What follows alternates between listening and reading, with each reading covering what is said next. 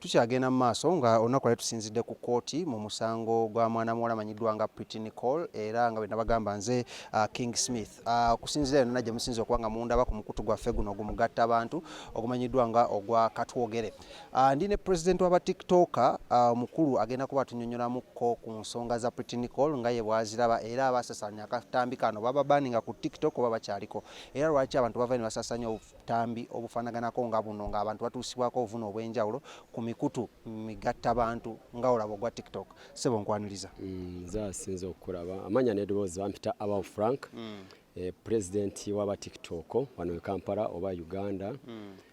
Ndi wano ku lwa Nicole because TikToker mwana muto tuli ekitugatta ffenna nga okulanga tuli wano because of TikTok.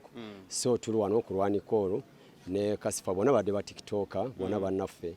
So tuze kulaba ensonga zaabwe zigenda tambula zitya bigenda kugwa bitya. Oba President buno omazeeko bbanga ki? Ngenda kuweza omwaka gumu bukya banvotinga. Ngenda weza omwaka gumu era banvotinga n'empitamu ogwasooka n'ogwokubiri.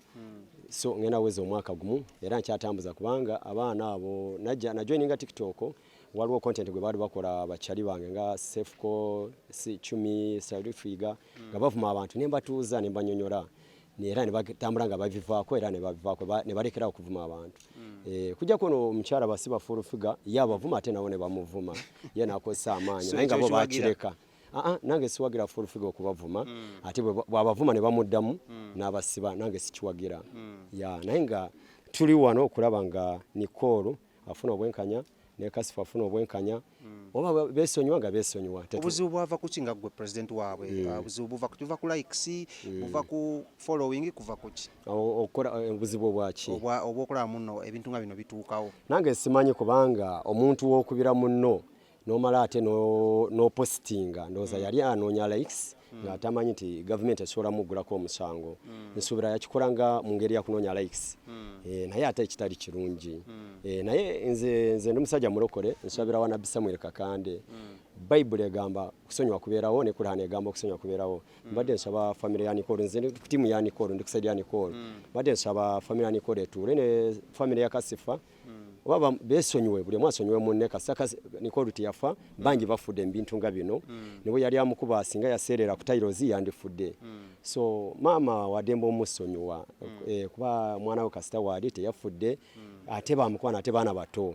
Kasifa ayinza okuba nga ali myaka nga 15 oba 16 Nicole ali mu 14 so bona bakyali baana bato. Nze nsaba family ya Nicole batese na bali bamusonywe okomerera ennyo oba okusiba tekinya kigenda kujjawo. Ebintu bya gavumenti byewunyisa. Kasifa omusango nzo musinga ne bamusiba omwaka gumu ate asonyiye ne wejjako ekintu kino aba asinga. Kata nti ki bwe bamusonyiwa ebintu nga bino bikola nga tebyeyongera okugenda mu maaso naddala ku mikutu gino gimugatta abantu nga TikTok nti omuntu nja mumukuba famire zaffe zituule era twesonyiwe kiggwe.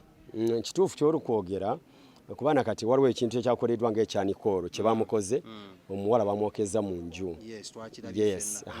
So Katonda yamanyi kuba kati tetumanyi kigenda kuddako.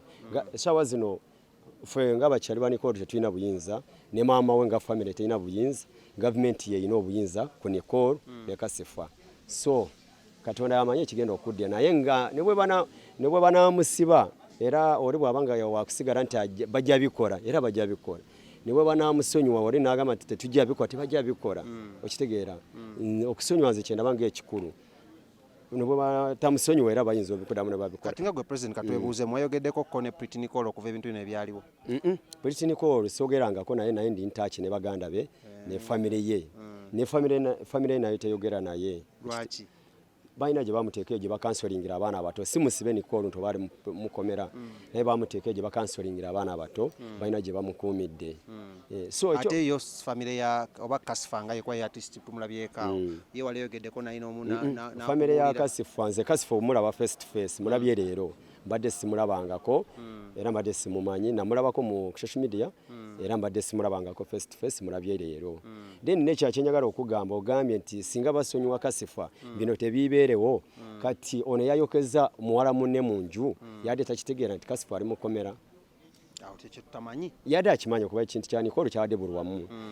Kasifa abadde akimanyi nti ali mukomera. So entuuko y'omuntu yebeerawo kyemanyi ne bwe banamusonyiwa bayinza obutabeerawo ya katwebuuzeemu gwe nga president magezi ki g'otaddewo okulaba muno abaana nga bano abato bakasifa ba Nicole mubabuulira okuba nga bakozesa obulungi emitimbagano ddala TikTok eyo ffe kye tugezaako obabuulira ne bwe tukola zi live okuwemula abantu abakulu okwambala obwereere n'obutayisamu bantu bakulu maaso n'okuvuma abantu content nyingi zosobola okukola ku TikTok n'ofuna follower kisooka kati nga bano abawala ye follower tagikabirira balungi baana balungi abasajja baba following ne baba following abawala banabo ne baba following balina content zosobola okukola n'obanga account ye etambula bulungi nga tokoze ebintu nga bino ebyokuba muno ebyokwemula ebyokutyobola abantu abakulu katwebuuzeemu ko mulinayo akakiiko akabonereza nga gwe president nominated disciplinary committee ebonereza abaana nga bano bamulaye muno ono gundi azze n'atandisa okuba nga akola ebyobuwemu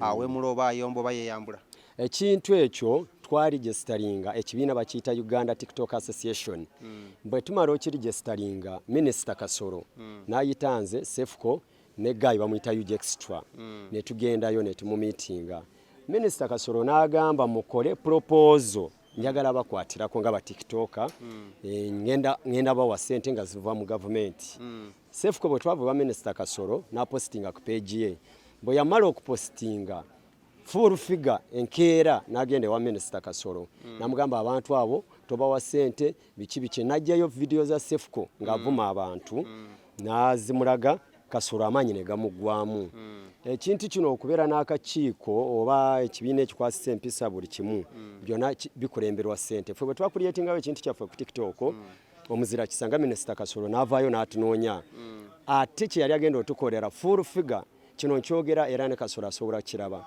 full figure n'akeera ewa Kasolo n'asitopinga kokko omukisa gwaffe kitegeeza full figure yabalemesa ssente za Minisita Kasolo ezaali ziva mu gavumenti nga teziva mu nyumba ya Kasolo n'amala ne yeewaana ne yapostinga n'abalemeseza temujja zifuna singa kati bwe mubeera n'ekibiina ng'ekyo nga mulina ssente zammwe nga mwegatta nga bwe twegatta muba n'amaanyi agateekawo order jjukira tulina abaana bangi be tuyamba naye ssente ezo tuzikozesa kuva mu wallet yange nga nze Frank abaho nga tuyamba bakadaama abalemereddwa eyo n'ajja mu inbox yo n'omuwa miliyoni ssente meka okulaba ng'akomawo abaana bangi babonaabonera eyo so ne twakuliyetingawo ekibiina ekyo nga twagala tuyambe banaffe nga bakadaama oba sekadaama abali ku kyeyo Minisita Kasolo bwe yatulabanga ku ziraivu n'ampita n'ayita ne Sefco ne UG ne tutuuka n'atugamba tukole proposal era full figure mwayogerako naye nga maze okukola proposal eno ye yanyumirwa ebintu ebyentalo n'obutaagaliza full figure twali tetwetaaga kunyumya naye kuba yali si TikToker ffe tetumanyi nga TikToker nze simanyi na account ya full figure simanyi ne bafollowa bayina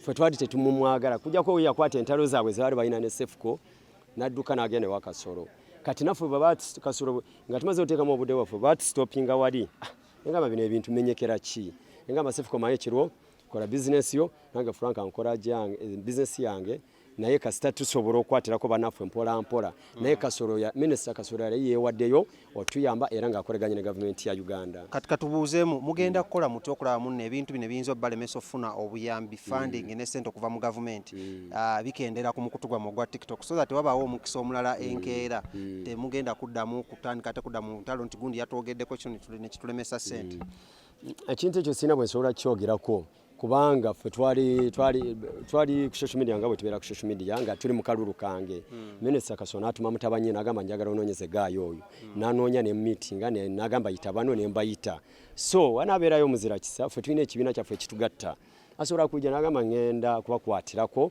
era tukyaniriza oba Kasolo ye mwennyini bw'anaalaba nti full figure yakola ettima n'otulemesa asobola kuddamu n'atuyita kuba Kasolo ssente ze yali agenda otuteekamu nga ba TikToker zaali za gavumenti zaali za Kasolo zaali za gavumenti yatunyonyola story yonna buli kimu n'atuwa ne ssente zibalina ku account n'agamba mukole proposal ne tugikola ne tugitwala full figure enkeera bwe yabiraba ku page ya Sefco n'agendayo so Katonda amanyi bwe banatukwatako kubanga ffenna tuli ba TikToker nawe wanzije ku interview oli TikToker kuba nkumanyi sigamba nti ssente zitwali tugenda zijjayo nti nzitwala wange Frank oba wa Sefco ekibiina kyalimu abaana basukka mu 100 abali ebweru bakadaama n'abali wano e Uganda so tomanya ffe kati pushinga ekintu kyaffe n'okulungamya empisa ku TikTok n'okola obulungi ku social media tomanya obundi walibawo omuzira baminisita babeere mu gavumenti nga si Kasolo n'omulala ali Twitter ne tulaba bwe tuganyirwa mu kintu kyaffe naye nga kye tulina okulwanyisa